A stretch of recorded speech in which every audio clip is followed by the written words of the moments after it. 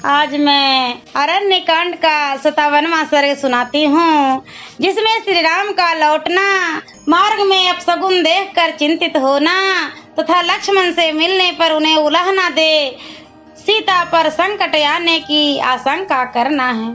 इधर मृग रूप में विचरते हुए उस इच्छा अनुसार रूप धारण करने वाले राक्षस मारीच का वध करके श्री रामचंद्र जी तुरंत ही आश्रम के मार्ग पर लौटे। वे सीता को देखने के लिए जल्दी जल्दी पैर बढ़ाते हुए आ रहे थे। इतने में ही पीछे की ओर से एक सियारिन बड़े कठोर स्वर में चित्कार करने लगी। गीदड़ी के उस स्वर से श्री रामचंद्र जी के मन में कुछ शंका हुई। उसका स्वर बड़ा ही भयंकर तथा रोंगटे खड़े कर देने वाला था। उसका अनुभव करके वे बड़ी चिंता में पड़ गए। वे मन ही मन कहने लगे, यह सियारिन जैसी बोली बोल रही है, इससे तो मुझे मालूम हो रहा है कि कोई अशुभ घटना घटित हो गई है। क्या विदेह नंदनी सीता कुशल से होगी? उन्हें राक्षस तो नहीं खा गए? मृग रूपधारी मारीच ने जानबूझकर मेरे स्वर का अनुसरण करते हुए जो आर्त पुकार की थी, वह इसलिए कि शायद इसे लक्ष्मण सुन सके। सुमित्रा नंदन लक्ष्मण वह स्वर सुनते ही सीता के ही भेजने पर उसे अकेली छोड़कर तुरंत मेरे पास यहाँ पहुँचने के लिए चल देंगे। राक्षस लोग तो सबके सब मिलकर सीता के वध अवश्य कर देना चाहते हैं। इसी उद्देश्य से यह मारीच राक्षस सोने का मृग बनकर मुझे आश्रम से दूर हटा ले आया था और मेरे बाणों से आहत होने पर जो उसने आर्तनाद करते हुए कहा कि हाँ लक्ष्मण मैं मारा गया, इसमें भी उसका वही उद्देश्य छिपा था।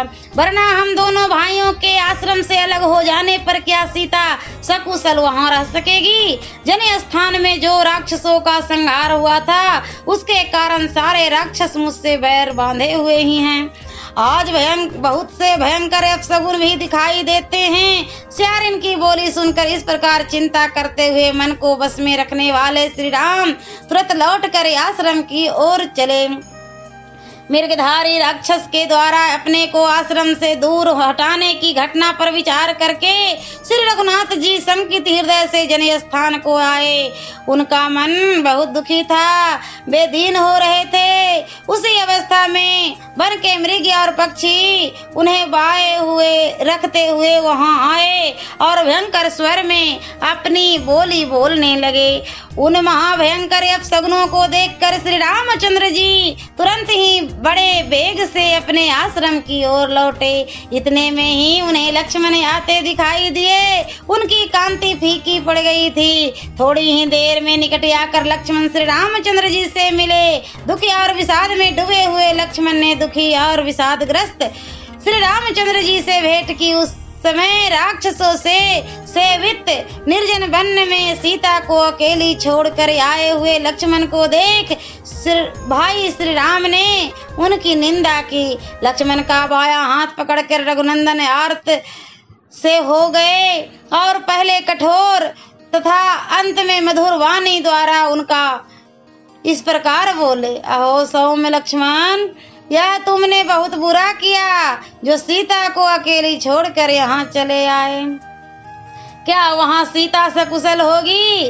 वीर, मुझे इस बात में संदेह नहीं है कि वन में विचरने वाली राक्षसों ने जनक कुमारी सीता को या तो सर्वथा नष्ट कर दिया होगा या उन्हें खा गए होंगे, क्योंकि मेरे आसपास बहुत से अपशगुन हो रहे हैं। पुरुष सिंह लक्ष्मण, क्या हम लोग जीती जागती हुई जनक दुलारी सीता को पूर्णतः सकुशल स्वस्थ पा सकोगे?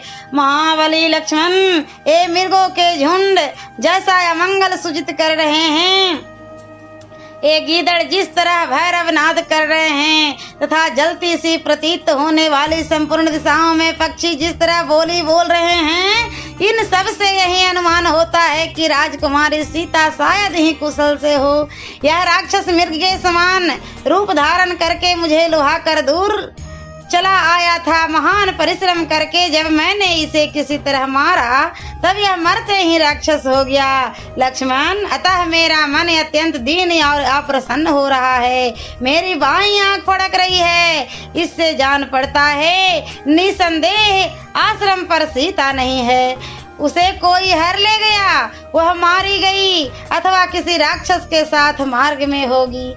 सियावरे रामचंद्र की जय। और मैं अगले वीडियो में अरण्य कांड का 58वां सर्ग सुनाऊंगी।